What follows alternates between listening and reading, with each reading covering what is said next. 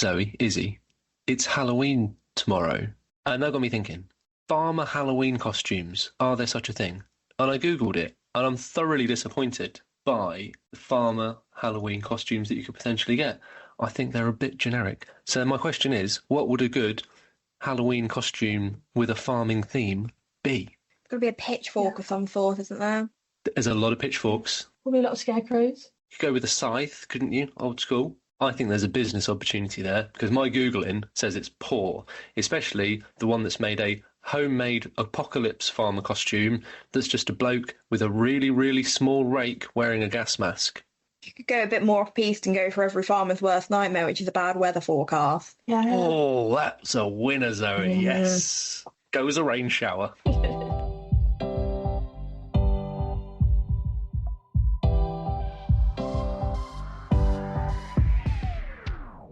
Hello, Aggies. Ever-presents or newbies, young or old, livestock or arable, welcome to Agonomics with me, David Judel. Each week, with a little help, well, actually with a lot of help, I look at the numbers, the pound signs, the market trends of agriculture, whether it's at the farm gate, the fork, or somewhere in between. And don't be fooled by the titles of any of the shows, as there's usually something for everyone, regardless of the sector. In this episode, the focus is beef and lamb, with a look at cost of production, efficiency, and how our Farmbench tool can help, before discussing how the markets could pan out. For this, I'm joined by my AHDB colleagues, Zoe Kingham and Izzy Shohet.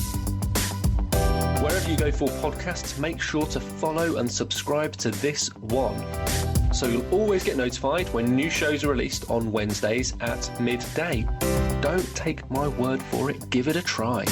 Right, I have a warning for you all now. For those of a certain disposition, I'm going to drop the C-bomb, the C word, the dreaded C at this time of year. So you might want to fast forward 15 seconds, because between now and Christmas, there, I said it, we have a lot of good topics to pack into our Agonomics episodes, showcasing some of the great work from my colleagues in AHDB's economics and analysis team.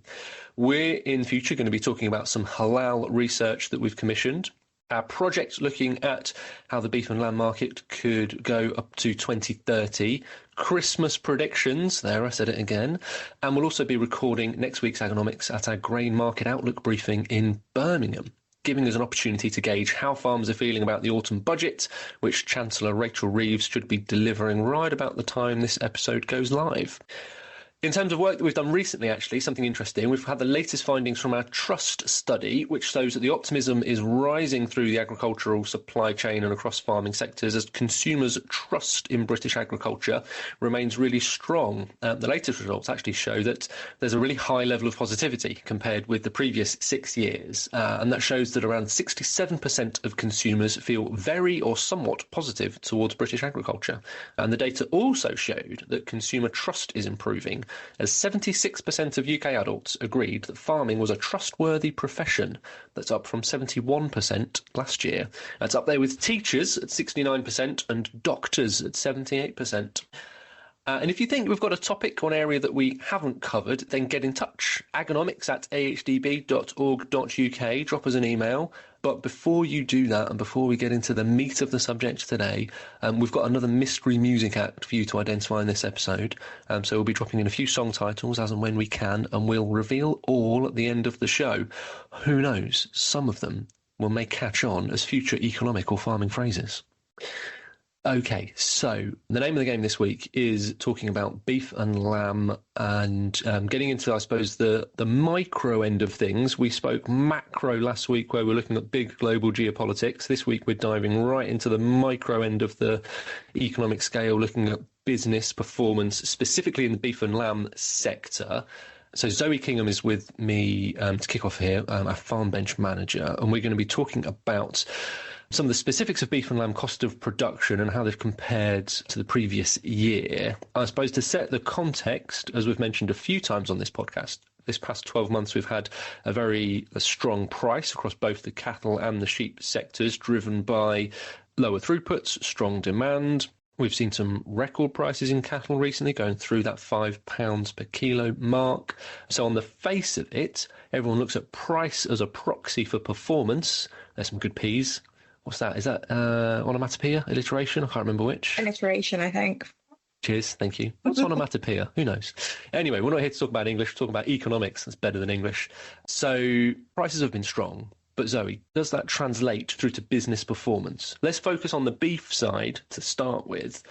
What would you say your kind of key headlines in terms of beef enterprise, cost of production and performance have been at the moment?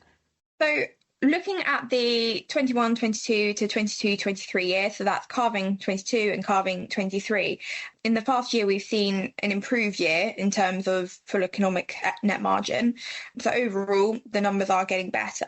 Unfortunately, the middle 50% and bottom 25% of performers within Farmbench are still in negative margins. So it's only the top 25% that are actually turning a profit. So that's really significant, isn't it? So what we're saying is that 75% of those farmers that have gone through the Farmbench benchmarking program, so putting all of their data in to understand their cost of production and understand their margins, we're saying that they've got a negative net margin, so they're losing money on every animal that they're producing. Yeah, definitely. So it really highlights the need to really know your figures and actually be the best that you can, because you're going to need that to survive in the future, really. So, Izzy, we've just heard that the sort of bottom 25% and middle 50% have been losing money on each cattle that have been born. But those cattle that were born in 23 are now going to be coming to the market. And so with the higher prices that we're seeing now, and especially sort of record prices in cattle, there is likelihood that they're going to move from a loss-making position into more of a profit-making position. But the question is, what's the market outlook for beef at the moment? Those cattle's coming through that there might be more of a focus on them now because they weren't making a profit previously. Is there a greater potential for them to make money, and is it going to continue? Yeah, so like you said, we've seen finished cattle prices really continue to climb into 2024. Our domestic cattle price, like you said, is at an all-time high for the average prime price. Looking into the end of 24 and 25, we are expecting beef production to be higher than we initially forecast for the full year of 2024. But interestingly, that increase in production is potentially coming from those 2025 supplies. So we're looking at higher production in 2024, but what does that look like into 2025?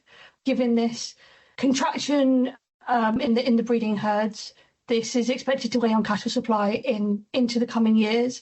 Given tighter supplies, we could see prices sustained and prices continue to be strong towards the end of 24 into 25 and maybe beyond, given these lower supplies domestically, but again, influenced by import markets such as Ireland and how their supply looks for the rest of the year and 25 and beyond. Right, so that's the outlook for, I suppose, the price outlook. So what we're saying there is, whilst there's been negative margins, those cattle that were in negative margins are now coming to the market, and therefore with the higher prices and the firm prices, we may then start seeing more of a profit built in. But Zoe, coming back to you, what else do we see from those Farmbench figures? What are the other interesting nuggets of information that we've got? So over the last year, we've seen a slight reduction in the total cost of production in the Farmbench data. There's still a large variation in cost of production per calves across the different performers, but there's a really significant link from cost of production to net margin. So having a real handle on your cost of production is what eventually gets you to profitable margins. The overheads are a really key player in that. And the larger herds sit in the top 25%. I think some of the economies of scale help them spread the overheads, but there are smaller herds within our data set that are able to keep those overheads under control. And that's really key to remaining profitable. There's a key trend on the overheads, and it's not just within the past year, it's been similar for the past few years, that they are a key differential between that top 25%, middle 50% and bottom 25%. And this year there was up to £1,000 differentiation between the top and the bottom. So it's significant figures we're talking about here. Is there any key questions or, I suppose, sort of themes through, the discussions you have with these farmers when you're gathering their data that come out? Is there anything in particular that they always go to focus on within their business? Or is there an area where people very rarely go to focus on it in your business where we think we should be putting more focus in terms of them being able to, as you said, understand the detail to be able to make changes to then improve their margin potential? Yeah, definitely. I think the tricky thing is the overheads are something that are more ingrained into your business model and harder to change. So it's harder to change your staffing structures or your buildings depreciation that you've made investments in. But one area that is quite interesting to see is the feed and forage costs, and that's obviously something that's easier to change on farm. And a lot of the time you kind of want to feed for the best animal, and you think that maybe by feeding the most feed or the most expensive feed that you're going to achieve that. But the figures actually show that there's been rises in the amount of feed and forage costs over the last year, but the top 25% saw lower costs and spent more on homegrown forage. So actually using potentially more extensive systems, it does help. And within the breeding sheep, I know that's slightly off topic, but there were some quite good links between creep feed. So actually using less feed, a higher quality, and using the right timing was more crucial than necessarily the quantity of feed that you used. So it's intricacies like that where actually you can make big differences and keep control of the costs at the same time. I suppose we're really getting into kind of like the micro detail here, aren't we? But it's actually that thing that comes back to something we've spoken about a long time ago, where we're talking about the characteristics of top performing farmers. And as you were talking about there in terms of the quartiles of farming, that top 25% compared to the sort of middle 50 and bottom 25%, one of those key characteristics was indeed getting into the detail and understanding it. But as we've said many times, the challenge here from a farmer perspective is around time and their ability to do it. So of the farmers that you speak to across the board, across all sectors for Farmbench, are they structured in a way that provides them with that time, or do they put more of a focus on it? How do you think they actually physically manage this aspect of their business? It's really difficult, isn't it? Because farmers have to have a huge skill set. They have to be a vet, they have to be a farmer, they have to be a office person. There's so many different elements to the role.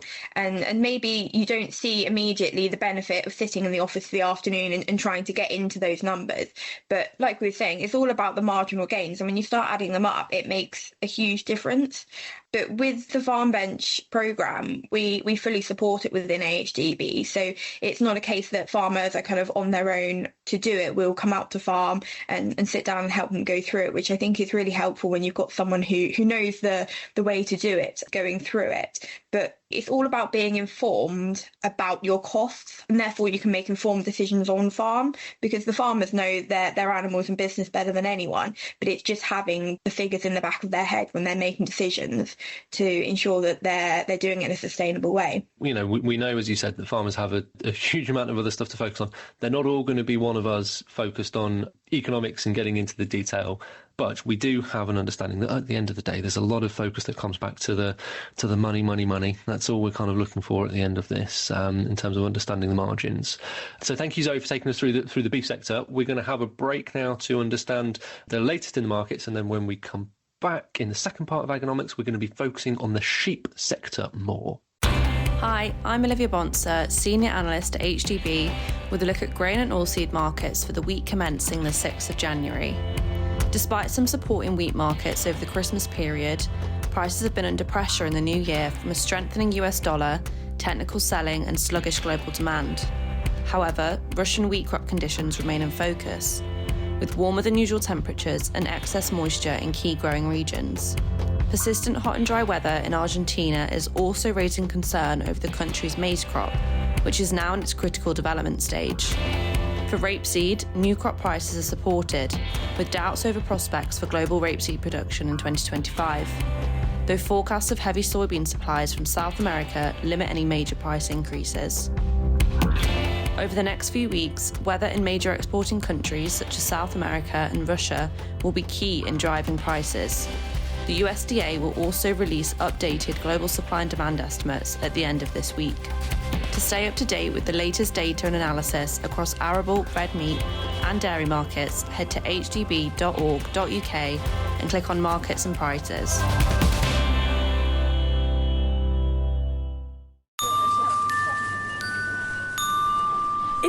market for another podcast to subscribe to, then look no further than our Manager's Special, AHDB's Food and Farming podcast.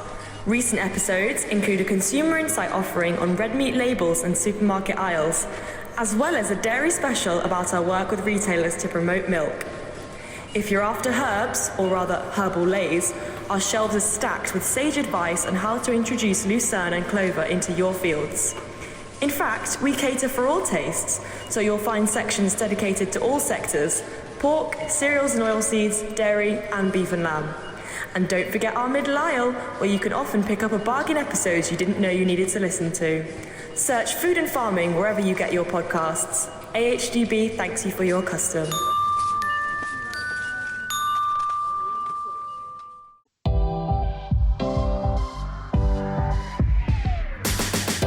So that was the latest on where everything is at the market at the moment. And now in the second half of this agronomics episode, Zoe, we're going to be talking about sheep to kick off with. So we've gone through beef in the first half, and we were talking about some of the, I suppose, the facts and figures that have come out of Farmbench and the interesting things we've learned from on the beef side and the cattle side. What would you say are the top headlines in terms of business performance of the sheep sector at the moment that we've learned from our Farmbench data? Yeah, so the 22-23 year, so that is the lambing of 23, we actually saw the full economic net margins pushed a bit lower for breeding ewes. And again, the middle 50% are pushed into negative numbers, as well as the bottom 25 in the negative numbers. There's again a really significant link on cost of production to net margin. However, you would imagine it's kind of winner takes all with the highest incomes. So actually it's really more important to kind of look at your cost of production, which is something that you're in control of yourself, as opposed to the incomes, which we all know are beyond the control of the farmer. So I suppose that's interesting, because what we're saying is more about sort of the management of the farm on performance. But we've seen a pretty extreme period for prices, haven't we, Izzy, for the sheep sector over the last year. So it will be interesting to see if that relationship has changed, because prices have gone up so much and were so strong at the start of the season and are still historically strong now, as to whether actually that will kick that relationship in reverse and income will become more important, looking at net margins, just because the price is in such a starkly different position than where it's been in previous years. Yeah, like you said, prices are still incredibly high, and like you said, they have continued to be high, certainly since the beginning of 2024. We have seen some declines in prices, but we're still seeing prices up 50, 60 pence higher than 2023. So yeah, definitely it'll be interesting to see what the cost of production is and how that impacts net margins and how those prices have impacted those in this season. So I'm going to mention the C word again. Christmas. Christmas is coming. It's practically here. My son was watching The Grinch. He really likes The Grinch. I mean, it's good, but I've basically, I think every time I now speak of Christmas, I need to do it in rhyming like Dr. Seuss. But it was all kind of this time last year that there was a big start of a big push on the retail side in terms of promotions of lamb. It started kind of going into Christmas and then carried on through the new year for Easter. You know, we saw legs of lamb down at, was it £5.50 a kilo, and you know, some really strong promotions, which obviously has been a part of that strong demand and therefore, you know, tightening the market to increase price. Can the market absorb that kind of retail promotion again for sheep? Or are we in a position now where actually the market is starting to rebalance itself and there isn't as much retail promotion in order to try to calm the market? Basically, do you think we're going to see that kind of same process again? Yeah, a really interesting question. I mean, like you said, Christmas last year, we saw these incredible promotions run by retailers. We had more lamb in the domestic market then than we do now. It kind of depends on how many lambs are left in 2024 to kill. Obviously, the time for maturation, etc., is considerably shorter for sheep than it is for cattle. So we have a bit of a longer period leading up to Christmas on when we can kill those lambs. But yeah, it really depends. I mean, the price probably won't come down before Christmas. So we're seeing, I suppose, pressure from processors and pressure on retailers who may not see lamb as such a loss leader as they did last year. depends on the price and depends where that goes, but equally depends on promotions as to whether and how much retailers want British lamb versus lamb from the Southern Hemisphere, Australia or New Zealand. So you started talking about trade there and potential for imports. And that was going to be my next question, actually, in terms of the structural change, I suppose, we've seen, both in terms of the domestic supply and demand balance, but also the pricing impact of that. How have our prices been in relation to the world market or other markets around the world?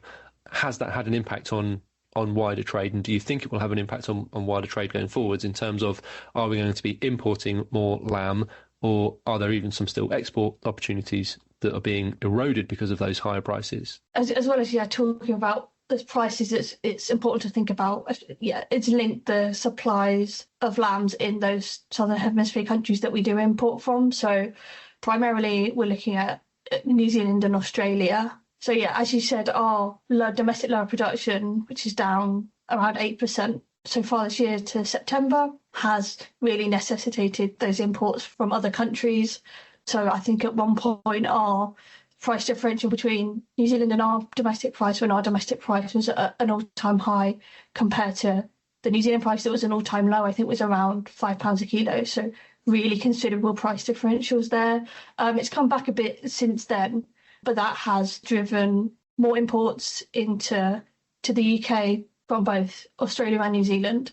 So our imports are up over 40% so far this year compared to 2023. There's a few reasons behind that, but firstly, we're annualising against 2023, which saw considerably lower level of imports. New Zealand production really struggled with wet weather. And then in 2024, we've seen our domestic production so much lower.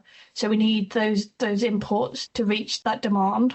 So thinking about everything that we're saying there, from a beef market perspective, actually the outlook could be relatively favourable still, that we're having a tighter market, prices remaining firm as we go through next year.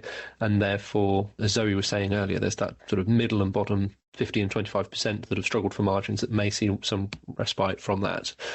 But from a sheep perspective, it sounds as if there's far more factors at play, and we're in a bit more of a dangerous position, if I'm honest, from the way you're describing that. Because yes, we've had strong prices, but we've got some big price differentials against the rest of the world. If those retail promotions are not there to keep the demand strong, we may end up in a position where actually, the price not struggles hugely, as in I'm saying bottom of the basement kind of struggling, but doesn't hit the highs as we've seen previously.